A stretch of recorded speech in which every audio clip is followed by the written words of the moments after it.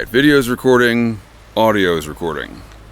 Okay, I made such a damn big deal about my clapper board, and now I forgot it. Hang on. Okay, all right. Here's what we're gonna do. Okay, you ready? 2 sticks. Professional visual artist and filmmaker. 2 sticks. You are witnessing the hottest, freshest Gribley's Folly Sunday Antisocial Hour ever. Well, until the next one. I guess that'll be hotter and fresher. This is the time each week when I smoke my pipe and complain about humanity while answering all of its questions. And if you are a piece of humanity with a question for me, leave it in the comments down below using the hashtag AskGribs, and I will answer any question. Big questions, small questions, personal questions, obscure questions. You cannot imagine a question I cannot answer.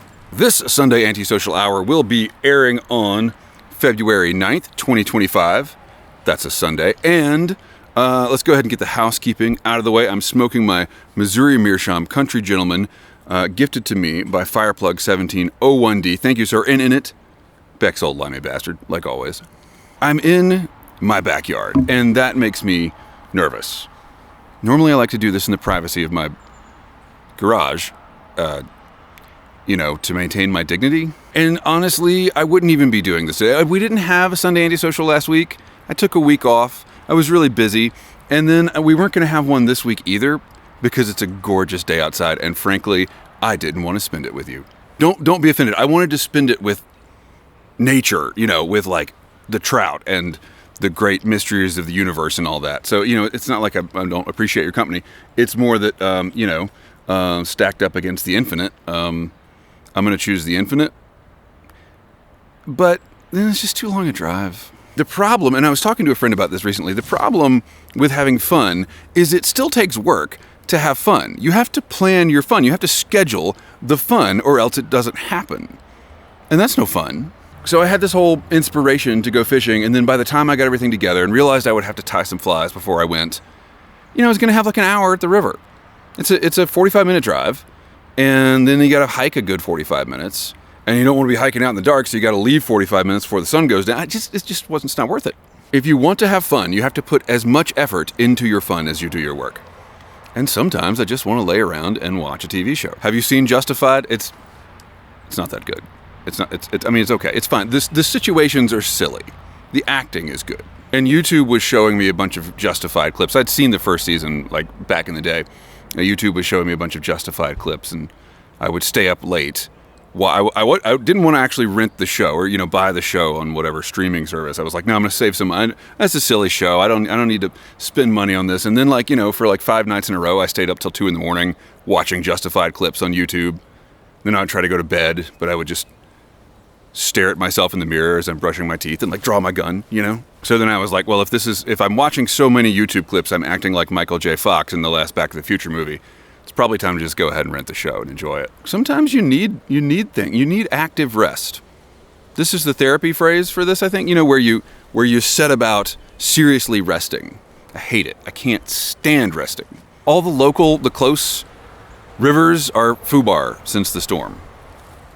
Actually, it's less the rivers themselves and more all the displaced people that are now living in tents by the rivers. There's a lot more folks living in tents than there have been before, and I don't know if they were always there and there's just fewer trees now so I can see them, or if these are folks that were displaced. Either way, it's really sad. You're always going to have some percentage of the population that just can't hack it for whatever reason, right? But I think we're seeing the effects of things that have been in motion for a long, long time. But we're not going to talk about that. We have way more fun things to talk about. Let's get to your questions, shall we? Apparently we shalln't because I can't find the note I made on my phone.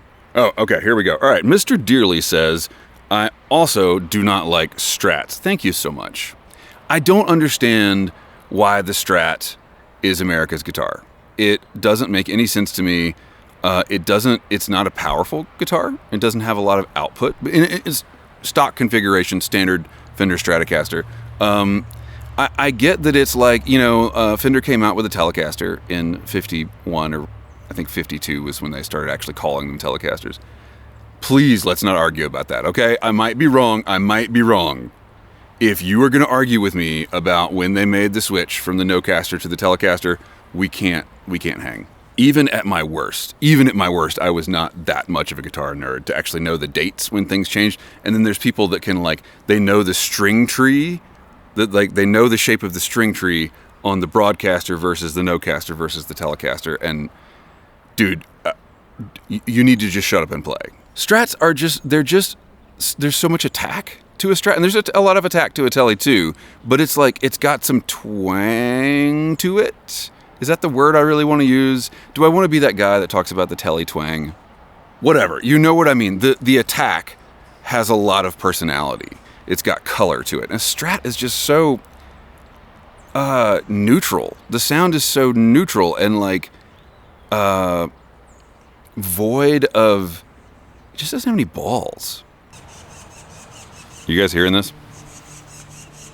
Dude, I'm making a video. The birds, man. It's like a Hitchcock movie out here. This tobacco's been in the pouch since Thanksgiving. It's super dry. And it's a pouch John Galdieri sent. Where is it? Right here. So it's a 4th generation Stockaby pouch. Very, very nice. But it has a zipper. It's not going to keep things dry forever. That's fine. I've noticed, though, even though this is in English, doesn't have a lot of nicotine in it. It's super dry, right? So you start with a full bowl, right? I've been doing this for 20 minutes. I'm down to a third of a bowl. That's a lot of nicotine in a short amount of time. I'm feeling a little swimmy. Also on the pipe community notes, I got one of the Savinelli pipe tampers, and I really wanted to do a 20-minute video review comparison between the Savinelli pipe tamper and the regular check tool, but with a straight face, and just see what kind of comments I get. You remember last year when I did those dramatic readings of pipe tobacco reviews? I really wish that had caught on. That was pretty fun, but no one seemed to get the joke. BMears41 says, hey, new subscriber. Thank you. Appreciate that. And he has some kind things to say about the content. And then he says, so I see you read. Are you well-read or somewhat read? It doesn't really matter. Just curious. I mean, the average American reads on the 5th grade level, right? So by that metric, I think I'm well-read. Before I forget, he also says, could you do a few more cheap fly tying patches? Do you hear this bird? Can you hear the bird? Dude, shut up. On second thought, maybe I'm glad to be with you and not spending my day in nature.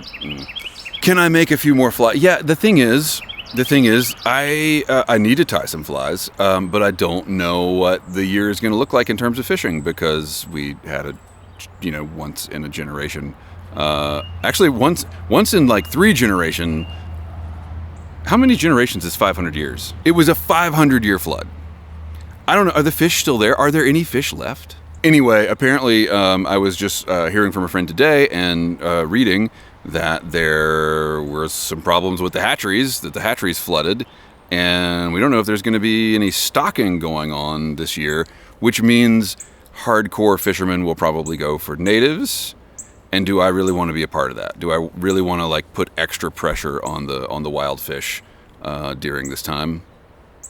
Probably. But even so, those places are even farther out for me to get to, so I don't know how much fishing I'm going to be doing this year. But sure, it would be nice to tie some flies. I haven't sat down to tie flies in a long, long time, because during our last major life-altering disaster, which was COVID, I tied so many flies that I've just now run out of them. I have finally gotten through my last Tenkara Adams dry fly, the last few are in my box, so I do need to tie, which means I need to order hooks. So you got to plan. You got to plan for this stuff. So am I well-read? I don't think so. I mean, compared to people that read academic papers for fun, no, not well-read. I've read enough to know some things. Where I really noticed that we're gonna get into some deep stuff here. Where I noticed that I'm more well-read, I'm well-readder, I have a higher language arts knowledge than the average person is history. I've read 5 history books, and that makes me smarter than 99% of people. If you want to understand what is happening today, the books you need to read John Toland's biography of Hitler, while dated, and it's probably not the best, if you're looking for the latest research, probably not the best. John Toland's biography of Hitler is amazing. And his book called Rising Sun, which is about the rise and fall of Japanese militarism, which is a little different from just saying 1930s Japan. It is also amazing, but I think less of a must-read if you want to understand what's going on, because we don't have that kind of fanaticism in our society, like the impractical fanaticism. I hope that is a one-off in history. The other one is Europe's Last Summer by David Fromkin. Skip Guns of August. Guns of August is really dry and dense. Skip it. Read Europe's Last Summer. It's like the same book, just much more readable, and doesn't get into like the troop movements and stuff that Tuchman gets into in Guns of August. And finally, what's the other one I was gonna say?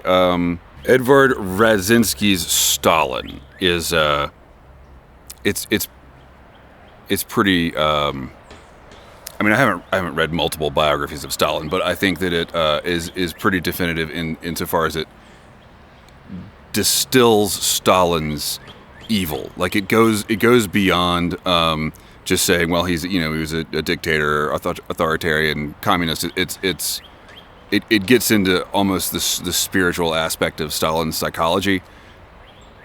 Definitely worth a read. So I'd recommend those. I think that, if you read those, you probably want to read other things that I have read. Enemy at the Gates, but it's not necessary. It's a very deep dive into a very specific part of the Second World War. Not super necessary. I think like any Ken Burns survey of the Civil War would be. The Civil War is a pretty relevant thing right now. Joy G2526 says the real question about art is how to make a living wage from it. Yeah, that is the real question, isn't it? Blake's Pipe says, I do not inhale, but I guess we do inhale some particles. If you didn't inhale some particles, you wouldn't be able to smell the smoke. Right? It's always kind of splitting hairs. Like, how much are you inhaling? I notice a big difference in the way, like after a cold, like last time. If I sit in the garage and smoke a whole pipe, then I will be coughing that evening. So I'm definitely inhaling something. I mean, obviously, I'm intentionally inhaling something. It's not a bother out here. Is it just the secondhand smoke? So we're splitting hairs, and we're bargaining with ourselves. How much of a risk am I taking when I smoke a pipe? I think it's pretty negligible. I'm sorry. I'm not a doctor or an oncologist, especially, or like any of those public health people that study data. We don't have any public health data anymore. Have you guys noticed that? You guys heard about? We're not going to talk about this. Oh, here's something interesting. So YouTube is, and we've mentioned this before, but YouTube is now, it now gives you AI, if you're a content creator, it gives you AI recommendations on how to respond to your comments. So you can just like sending a thumbs up on Facebook Messenger, you can just click on this canned response to a comment. And you just go down your list of comments and then you're done. You don't have to worry about it, right? It makes your life easy.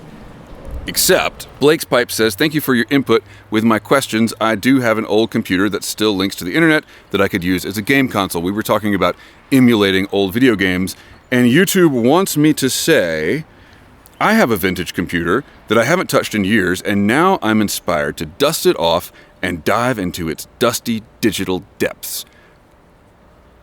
Which just sounds like nerd erotica to me. If you're using alliteration and talking about diving into things, that's something you should read in private. Rafa left a comment that said he appreciated the erudite Metallica quote. I had to Google erudite. I didn't know what that means because I'm not that well read. Regarding 10 years, wouldn't it be nice if the Sunday Antisocial were to continue another 10 years and beyond, pipes and all, just with everybody increasingly solvent? Yes, it would. That would be very nice. And YouTube suggested I respond by saying, you mean like a band being able to pay rent? At least it doesn't alliterate, right? At least it wasn't like, you mean like a band being able to pay the purple package parcel fee? I don't know. What? And then, because we talked about art last time, several people responded with where they got their art degree, where and when. And Randall Schude said the Columbus College of Art and Design. Blake said the Somerset County Community College for Commercial Art, Advertising, and Design. Graduated in the mid-90s. What a time, right? What a time when you went to a community college to get an art and design degree, and that seemed like it could take you somewhere. But we've bitched about that enough. We should bitch about something else. What else could we think of? If only there were something happening, something in current events that I could complain about. But no, I'm really happy with everything going on in the world right now. When you throw a goddamn Sig Heil from a podium, there's a, all right, let's put this in terms of, let's think about this. Gentlemen, we're all men here, right? And I assume most of us are big straightos like me, it doesn't matter what your value system is or how married you are. You might be completely happily married, 100% committed to your wife. If you see an attractive lady in revealing clothing, you will have a reaction. There's a biological imperative, nothing to be ashamed of, totally normal. It's also nothing to be proud of, but it's totally normal, right? It's a natural thing. No matter how committed I am to rising above certain topics, or Christian pacifism, when I see someone, YouTube's going to ban this video, aren't they? All right, we'll speak carefully. When I see certain gestures made at a podium, it elicits a reaction in me that is equally as strong as a biological imperative. We're now in a time when we have to be very careful how we say things, because we don't want our intent to be misconstrued. On the other hand, plenty of people don't give a shit how they say things, and I guess I'm a little jealous of that. Maybe that if you're on the MAGA side, you can say, we should really deport this Episcopal bishop who is an American citizen. Like, where would you deport her? To, I guess she's in D.C., so like, sorry, Virginia, you gotta take her? Screw you, Maryland. One more mouth to feed. Can you imagine just saying that? Can you imagine being a politician and just saying that out loud in public? Whatever. All right, so, but those of us who would like to keep our YouTube channels, we have to toe the line, right? YouTube removed one of my videos. This happened before the inauguration. Removed one of my videos because it said that I was sharing harmful conspiracy theories. And it was a video from like 2018 when I was making fun of QAnon. Actually, I think it was when Over a Pipe shared some kind of news in the tobacco community, and I was responding to it, and I made a joke, like the headline of the video was like, responding to the latest Q drop. So like 6 years later, YouTube's like, no, we can't have that. And we're now in a situation, whether it's on purpose or just by virtue of the way content moderation works, we're now in a situation where if I even directly name the things that are happening at the federal level, and I am explicit about naming those things, I can be accused of inciting violence. Like, I'm not even saying what we should do about those things. I'm just talking about the things that are happening. Those things. If what you're doing is so bad that your critics can't even talk about it without getting censored, maybe you should do something else. Very quickly, we know where all of this is going, and I really hope you're keeping yourself safe out there. Build community, keep people close, stay within a network, and be courageous. Be yourselves. Hold your values. Fortunately, we don't discuss politics on this channel. Never have. It's never been a thing we've been into. Really, we're just talking about beer and football. Did you see the new Marvel movie? Gosh, it had some superheroes in it, didn't it? Man, they were super. I got on the Mark Zuckerberg owned platform Facebook the other day, and a friend of mine who is a I don't know if religious scholar would be the right word. He's an attorney who is also he is a scholar of the law, and he is religious. He's Christian, and so, but I don't know how deep his scholarship goes into Christianity. But he had posted the J.D. Vance quote that there is a hierarchy of love, that we should first love our neighbor. No, First, we should love our family, and then our neighbor, and then our wider community, and then people from another state. Maybe zip codes. There's like a certain number of zip codes away that you can love only so much. Vance, in his quote, called this a Christian concept, this hierarchy of love. So my friend, he just simply posted the verse from Matthew where Christ says, love God and love your neighbor, and that's it. Everything else depends on that commandment. And then very quickly, someone from the MAGA fold shows up and they said, it's not that black and white. And I really enjoyed that. I thought that was a perfect encapsulation of what's going on. You're literally arguing with Jesus. Jesus says, love your neighbor. And you say, it's not that black and white, Jesus. Yes, it is.